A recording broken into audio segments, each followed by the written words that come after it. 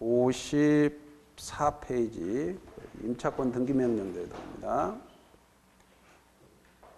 요거는 임차권 등기명령제도는 이것도 보증금 회수 보장입니다. 이 보증금 회수 보장인데 아까 만약에 갑이라는 사람이 있는데 건물이 있다. 그럴 때 을이라는 사람이 주택을 인도받고 전입신고하고 확정일자를 갖췄는데 보증금 1억을 넣어놨어요. 그런데 임대차 끝났는데 보증금을 반환을 안 해줍니다. 그러면 집주인이 일단 먼저 이사 가라. 그럼 나중에 자 내가 새가 들어오면 보증금 나중에 붙여줄게. 그러고 한다면 이게 대항력과 우선변제가 깨져버린 거죠. 배당요구 이 경우 혹시 잘못돼서 경매 들어가 버리면 배당요구 종기 시까지 대항요건 확정일자 요건을 다 갖춰야 되니까 그죠? 그럼 이사를 못 가죠.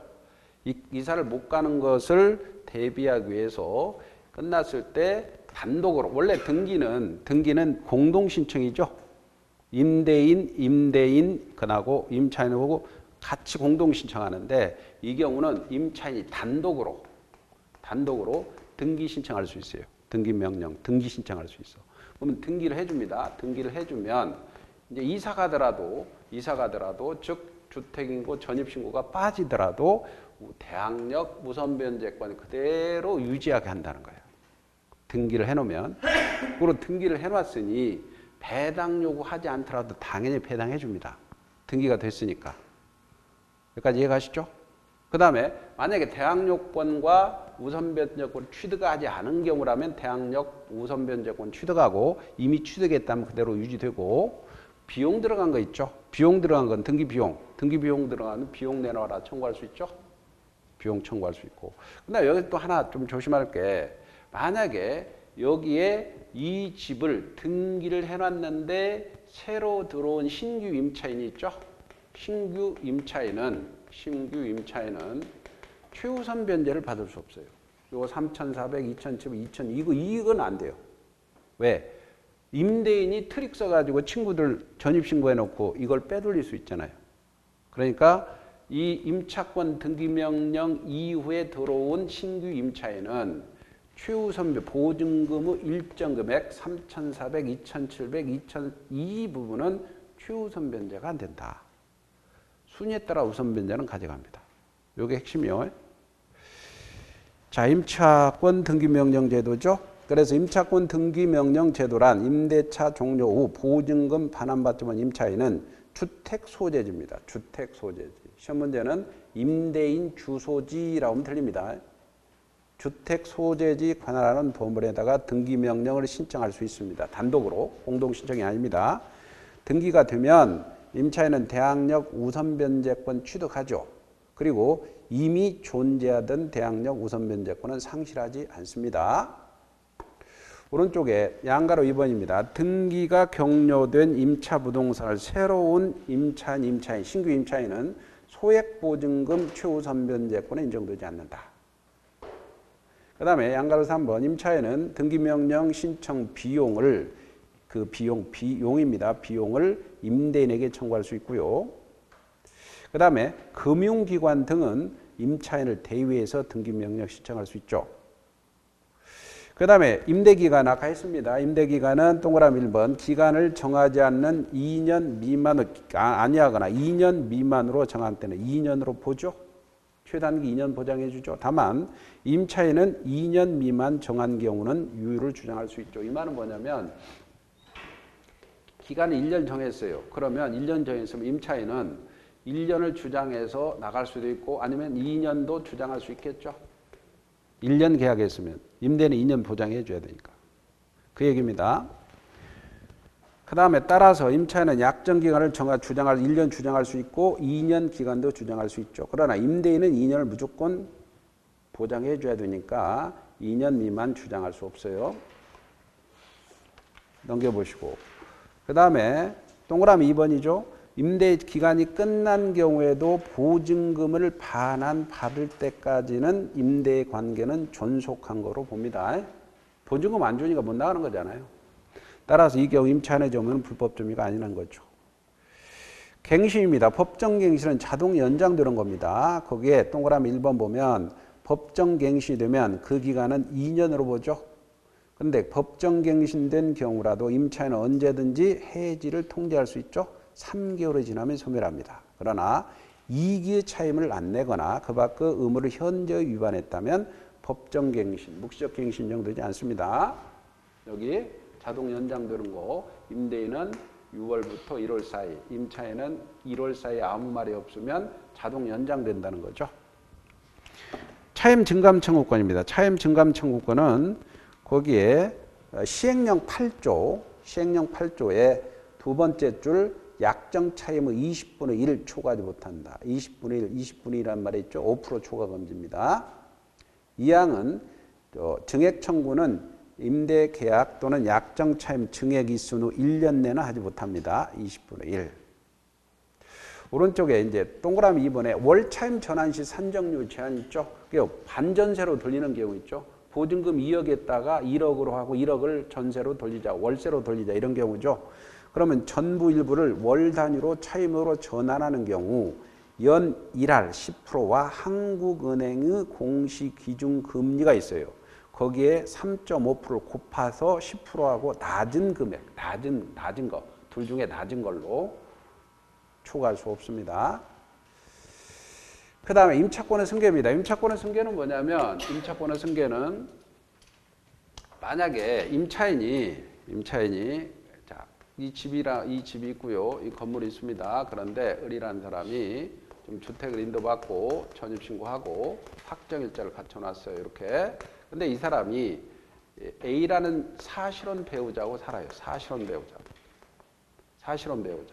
그럼 사실혼 배우자하고 이게 5억 주고 보증금 산다 이거죠. 그러면 사실혼 배우자인데 임차인이 갑자기 죽어버립니다. 사망하죠. 사망하면 사실혼 배우자가 법률상 혼인자가 아니기 때문에 보호받지 못하는 그 맹점이 있단 말이에요. 그래서 이 법에서는 만약에 사실혼 배우자가 있을 때 이 임차인이 상속인이 없어요. 상속인이 없어. 그러면 상속인이 없이 죽었다. 그러면 사실혼 배우자가 임차권을 승계합니다. 임차권을 승계해요. 상속인이 없다. 근데 상속인이 있어요. 상속인 있어. 상속이 있는데 이때는 두 가지로 나눠집니다. 같이 거주하느냐, 거주하지 않느냐. 상속인이 거주하지 않는다. 그러면 거주해버리면 사실혼 배우자는 승계하잖아요. 즉 그때는 상속인이 승계합니다. 개털이 되죠. A는 개털이죠. 상속인이 승계해버립니다. 그러나 같이 안 살 때는 요 사실혼 배우자하고 플러스 2촌 이내의 친족입니다. 2촌 이내의 친족인 상속인이 공동 승계한다는 거예요. 공동 승계한다. 2촌 이내의 친족. 2촌이 친족하고 사실혼 배우죠. 그러니까 여러분이 나중에 늙어가지고 이 사랑하는 사람 하나 생겼는데 이게 임대차를 한다 이거지. 그죠? 그럴 때는 반드시 상속인이 없는 사람을 골라야 되죠. 상속인이 있다면 같이 안 살아야 2억 5천이라도 챙기죠? 예? 뭔지 아세요? 근데 이게 나중에 이제 여러분들 이제 그 애들 남편이 사별하고 또 와이프가 사별했다. 재산이 있잖아. 재산이 있죠. 그럼 재혼한다. 그러면 애들이 문제가 들고 일어난 이유가 뭐냐면 재산 때문에 법률혼을 해버리잖아. 혼인신고 하잖아. 그럼 내 재산이 내가 먼저 죽으면 거기에 1.5가 배우자한테 가잖아. 그럼 애들이 반대하는 이유가 그거란 말이야. 그러니까 애들이 있으면 나중에 재혼도 이게 혼인신고도 늙어가지고 젊으다면 상관없죠. 문제가 있는 거예요. 그래서 이때 대부분이 그냥 같이 살죠. 그 살다가 이렇게 되는데 애들 문제 때문에 문제도 있습니다, 사실. 그래서 임차권의 승계 취지, 임차인과 가정공동생활하든 사실상 혼인관계에 있는 자가 주거생활 안정보호가 목적이죠. 그때 동그라미 2번 상속권자가 없어요. 그러면 그때 사실혼 배우자가 권리 의무를 승계하죠. 근데 상속권자가 가정공동생활을 하지 않는 겁니다. 그때는 그 이촌 이내의 친족과 공동으로 승계하니까 상속권자가 같이 살면 안 돼요. 살면은 상속인이 승계해버립니다. 아셨죠? 네. 자, 그리고 효과는 참조로 보시고 이렇게 해서 문제를 하나 볼까요? 문제는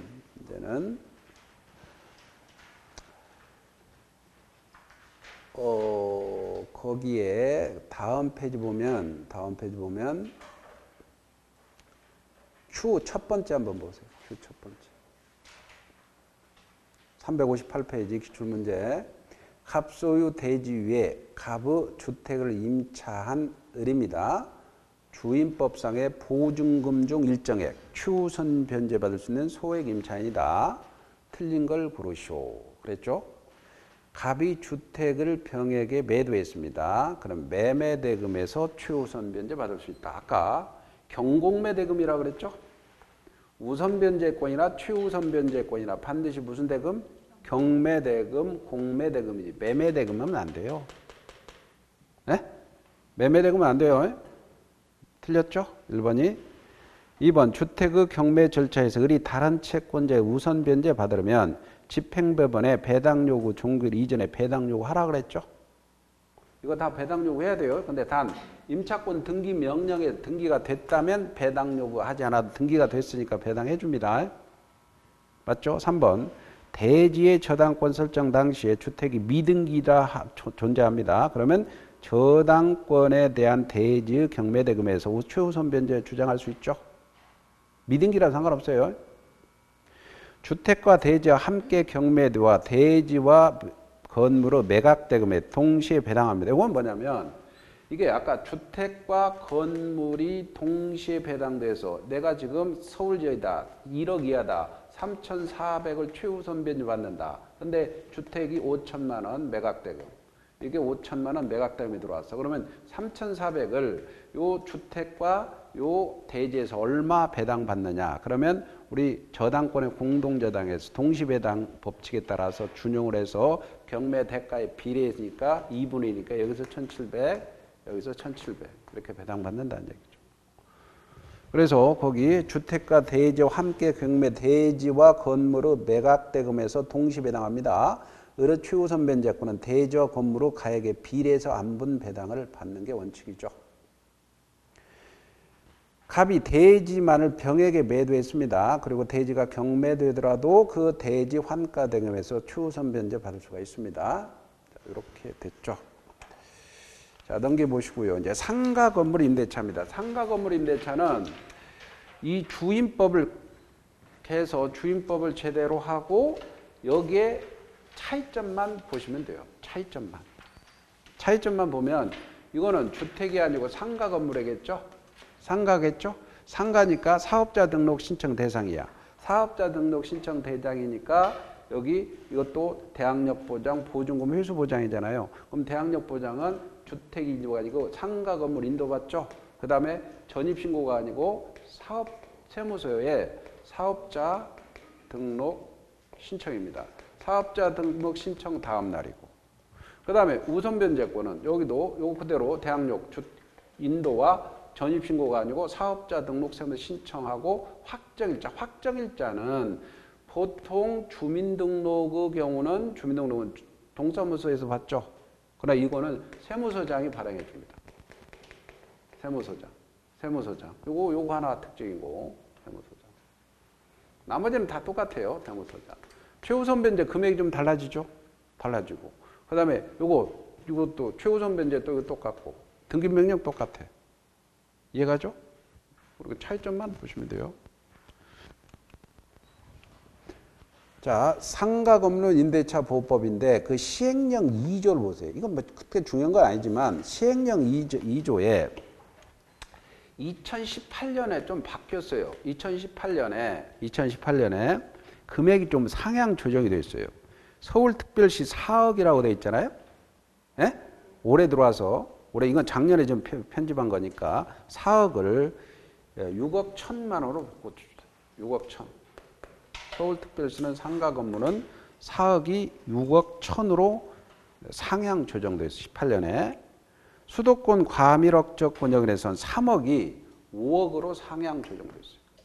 5억으로. 그 다음에 광역시는 2억 4천이었는데 3억 9천으로. 3억 9천으로. 3억 9천으로 올해 들어서. 그 다음에 그 밖의 지역은 1억 8천인데 2억 7천으로. 2억 7천으로. 상향이 되어 있습니다. 근데 이런 것들은 하도 바뀌니까 나오진 않지만 2018년부터는 요 금액으로 이렇게 금액으로 바꿔졌다라고 거기 바꿔주세요. 자, 그 다음에 거기에 오른쪽에 대학역에서 오른쪽 1번에 체크. 대학역은 등기가 없는 경우에도 건물 인도와 그 사업자 등록 신청 다음 날입니다. 그렇죠? 사업자 등록 신청 다음 날. 세무서에다가. 나머지는 똑같고요. 그 다음에 그 4조 보세요. 4조. 거기도 체크. 확정일자 부여라고 돼 있죠. 상가 건물 소재지 관할 세무서장이 부여해준다. 세무서장이 부여해준다. 세무서장. 그리고 나머지는 뭐 크게 체크할 필요 없고요. 우선 변제권 보세요. 우선 변제가 똑같아요. 그리고 상가 건물 인도 받고 사업자 등록 신청하고 확정 일자를 받아야 돼요. 그래서 대항 요건을 갖추고 세무서장으로부터 확정 일자를 받은 임차인은 경공매입니다. 이것도 경공매 임차 건물 대지 포함해서 환가 대금에서 후순위권자 그 밖의 채권자보다도 보증금 우선 변제 받을 권리가 있다. 됐죠? 등기명령 주임법과 똑같아요. 볼 필요 없죠. 그 다음에 효력도 주임법과 똑같고요. 넘겨보세요. 다음 페이지에 임차권 기간 보세요. 아까 기간은 이 임대차는 주택임대차는 최단기 2년인데 이건 최단기 1년입니다. 그리고 묵시적갱신은 임대인 규정이 있는데 임차인 규정이 없어요. 임차인 규정. 기간 만료 전 1월 이 규정이 없고 임대인이 기간 만료 전 6월부터 1월 사이에 아무 말이 없으면 자동 연장된다는 거고 또 임차인은 언제든지 해지 통보하고 3월 지나면 똑같아요. 1년입니다. 그리고 보면 기간을 정하지 아니하거나 구조 1년이죠. 1년 미만 정할 때는 1년으로 보죠. 그 다음에 묵시적 갱신. 거기에 묵시적 갱신은 자 거기 계약 갱신 요건. 자 요거는 이제 특이하죠. 상가 임대차 보호법에서는 없는 제도가 있어요. 상가 임대차 보호법에서 없는 제도가 뭐냐면 주임법에 없는 상가 임대차 보호법에서는 우리가 상가라는 것은 인테리어 비용 들어가고 권리금 주고 들어가잖아요. 그죠? 근데 최단기 1년을 보장해주면 1년 안에 권리금 그 다음에 인테리어 비용 못 뽑잖아요. 그러니까 임차인은 임대인한테 적극적으로 갱신 요구를 할 수 있어요. 갱신 요구하면은 임대인은 이 갱신 요구에 대해서 거절 못 합니다. 5년 범위 내에서. 5년까지는 장사하게 해주라 이거죠. 5년 범위 내에서. 그래서 임차인은 임대인에게 갱신 요구하면 1년 단위로 5년까지 최장 5년까지 그 장사를 할 수 있게 만들어줬어요. 그러나 예외적으로 임대인이 거절할 수 있는 사유가 나와요. 거절 못하는데 거절 사유가 나오는데 그게 이제 가끔 시험 문제가 나오는데 삼거 보전 파멸 처리 이렇게 파멸 처리 이렇게 암기하면 됩니다. 3기의 차임을 안 냈다. 거짓 그 밖의 부정한 방법으로 임대차했다. 합의하에 상당 금액을 보상해 주기로 했다. 동의 없이 전부 임대를 전대차했다. 그 다음에 여기는 고의나 중대한 과실로 파손했다. 멸실했다. 건축물이. 철거나 재건축이다.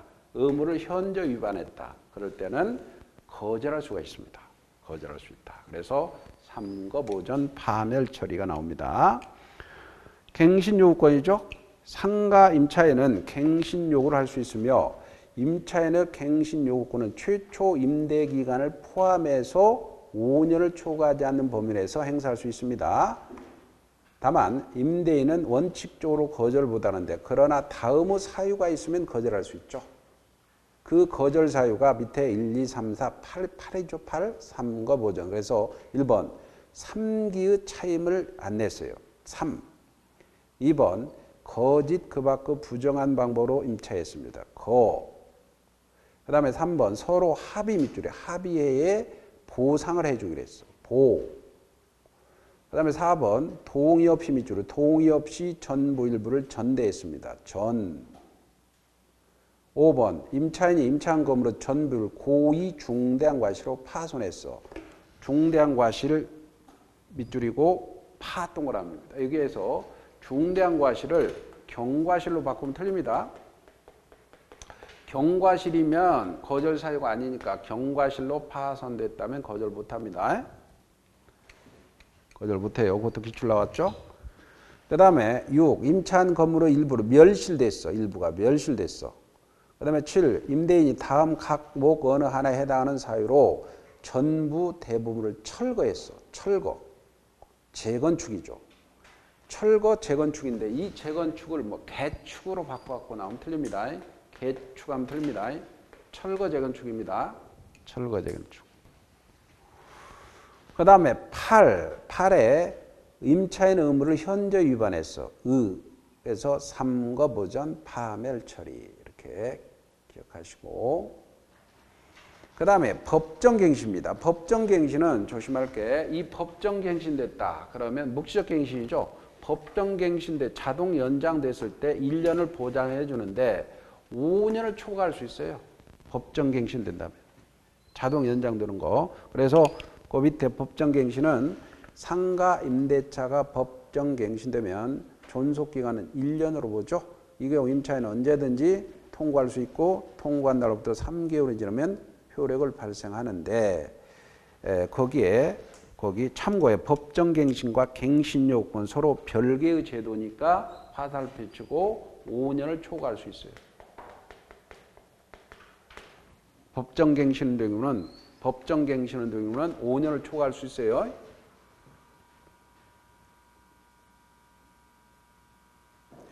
그 다음에 이제 권리금 규정입니다. 권리금은 누가 받죠? 권리금은 임차인이 상가를 지금 활성화 시켜 놨잖아요. 임차인이 신규 임차인한테 받죠? 안 그래요? 권리금은 신규 임차인한테 권리금 받고 나가잖아요. 임차인이 임대인한테 청구하는 게 아닙니다. 권리금은. 그러면 상가를 활성시켜가지고 임차인이 상가를 활성시켜 놨더니 이 임차인이 신규 임차인한테 권리금 받으려고 하니까 임대인이 그걸 방해해서는 안 된다는 거예요. 이해가죠?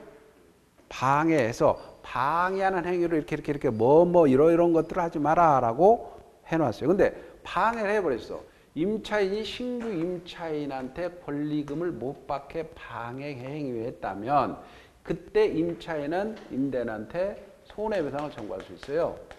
손해배상. 이 손해배상은 임대차가 종료한 날로부터 3년 내에 해야 돼요. 종료한 날로부터. 이거를 여기서 가장 쉬운 점이 나와 있는 게 방해한 때부터 3년 그럼 틀립니다. 그래서 거기에 그 권리금 규정에서는 여러 가지 조문에 쭉 이런 사유가 나오는데 근데 거기에 맨 밑에 366쪽에 동그라미 3번 체크하세요. 자, 임대인이 1항에 위반해서 임차인에게 손해가 발생했어요. 그 말은 뭡니까? 자, 권리금 받는 걸 방해했다는 거죠. 손해배상할 책임이 있죠. 그리고 이 경우 배상액은 신규 임차인이 임차인에게 지급하기로 한 권리금과 임대차 종료 시 당시 권리금 중 낮은 금액을 넘지 못합니다. 낮은 금액. 이건 아직 안 나왔고요. 사항이 2번 나왔습니다. 전항에 따라서 그럼 별표죠. 임대인에게 손해배상을 청구할 권리는 임대차가 종료한 날로부터 3년입니다. 근데 이걸 종료한 날을 시험 문제 방해한 날로 바꿔치기 하면 틀립니다. 방해한 날 그럼 틀립니다. 종료할 날부터 3년. 이 3년을 1년으로 바꿔 또 나왔고 두 번 나왔어요.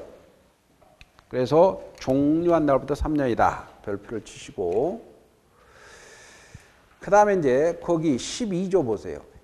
차임 연차와 해지인데 이것도 나왔는데 3기의 차임을 안 내면 해지할 수 있어요. 3기의 동그라미죠. 3기. 우리가 보세요. 이게 주임법이나 상임법은 일반 임대차의 특별법이거든요. 임대차의 특별법이니까 이게 특별법 규정이 없으면 일반 민법이 적용돼요. 근데 주임법은 이 차임을 몇 기에 안 내면 해지야. 이 규정이 없어요. 그러니까 일반 임대차로 와서 640조가 적용돼서 임대차 2기의 차임을 안 내면 해지할 수 있잖아요. 그래서 이 주임법에도 2기의 차임을 안 내면 해지할 수 있거든요. 근데 상임법은 별개 규정으로 3기라고 돼 있어요. 3기. 3번 안 냅니다. 그래서 여기 가끔 나오죠. 그래서 상임법에서는 3기의 차임을 안 낼 때는 해지할 수 있죠. 그 다음에 차임 증감 청구권인데 차임 증감 청구권 자 넘겨보세요. 거기 시행령 4조가 올해부터 기존에는 우리 주임법에서는 20분의 1이었죠. 5% 초과 금지죠. 근데 상임법은 9%였는데 이거를 주임법과 똑같이 고쳤어요. 18년에. 그래서 그 시행령 4조에 100분의 9로 돼 있잖아요. 100분의 5로 바꿔주세요. 100분의 5. 18년에 개정됐어요. 시행령이 개정되는 거는 공포하면 되니까 올해부터. 그러니까 주임법과 상임법이 5% 똑같아요. 그 다음에 거기에 월차임 전환시 산정률의 제한도 그건 아직 안 나왔지만 거기 참조로 보시고 그 다음에 최우선 변제권은 금액이 있어요. 오른쪽에 금액인데 이런 건 참조로 보세요. 시험 잘 안 나오니까 변하지 않았습니다. 그 다음에 이제 편면적 강행 규정 이런 것들은 넘어가시고 다음 페이지 이제 넘겨보세요. 다음 페이지 넘겨보시면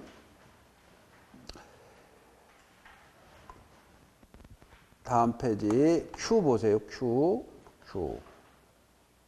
보면 상가 임대차 보호법상 임차인 그가 주선한 신규 임차인이 되려는 자로부터 권리금을 받는 것을 방해한 임대인에게 손해배상을 청구할 수 있는 권리는 임대차가 종료한 날로부터 몇 년이죠? 3년. 3년이 답이죠? 네? 근데 작년에는 이 종료한 날을 방해한 날로 바꿔 또 지금 나왔어요.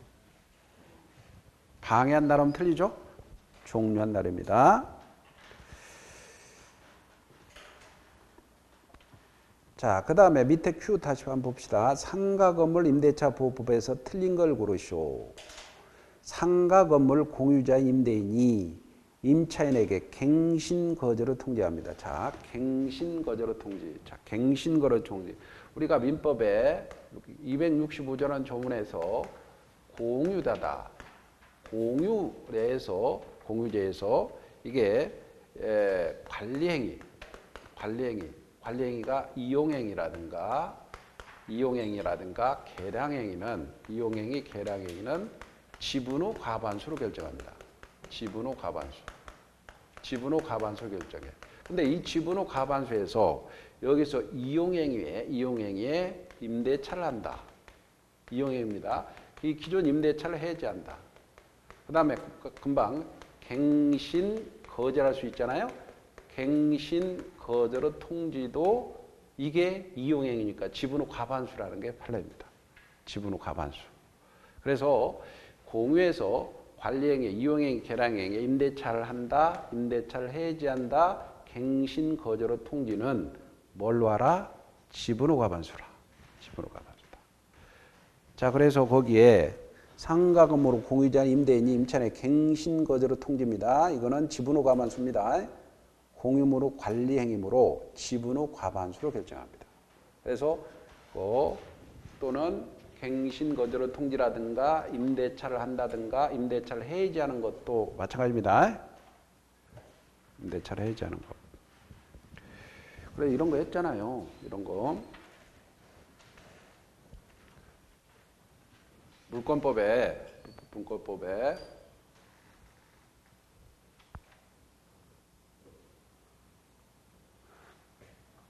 근데 이제 여러분들이 이제 자 이렇게 갑이 있고 을이 있고 병이 있다 했을 때 6분의 1 이 토지에 대해서 6분의 1 3분의 2 과반수권자가 임대차를 했어요. 정한테. 이 사람은 동의를 하지 않고 혼자 단독으로 임대차했어. 그럼 아까 임대차는 공유물에서 임대차는 관리 행위죠. 지분 후 과반수로 결정하면 되죠. 이 적법하다는 거야. 적법하니까 이 사람은 야 나가라 할 수 없죠. 차입 내놔라 할 수 없죠. 그죠? 그래서 자, 임대차에서 공유물이라면 이 관리행위 즉 임대차라든가 임대차를 해지한다든가 아까 갱신 거절로 통지는 관리행위니까 지분 후 과반수로 한다. 2번 일시사용 임대차가 명백하다. 이 법 적용하지 않아요. 예? 여관, 호텔, 모텔. 그 다음에 임대인의 지위를 승계한 양수인은 승계 이후에 연체 차임액이 3기에 달할 때 해절 3기죠. 임대인은 계약 존속하는 동안 임차 목적물 사용 수익이 필요한 상태를 유지하게 할 의무가 있습니다. 왜냐하면 이거는 이 상임법에 규정이 없으면 임대차로 간다 그랬죠. 623조로 갑니다. 맞아요. 그다음 임대인은 그 다음에 5번 보세요. 임대인이 임대기간 만료 전 6월부터 1월 사이에 갱신거절로 통지하지 않아 법정갱신도 있습니다. 아까 법정갱신은 5년을 초과할 수 있다고 그랬죠. 그런데 5년이 초과하지 않는 범위에서 가능하다. 5년이 초과할 수 있다고 그랬어요. 법정갱신은. 5번이 틀렸죠. 5번이 틀렸죠. 잠시 쉬었다 합시다.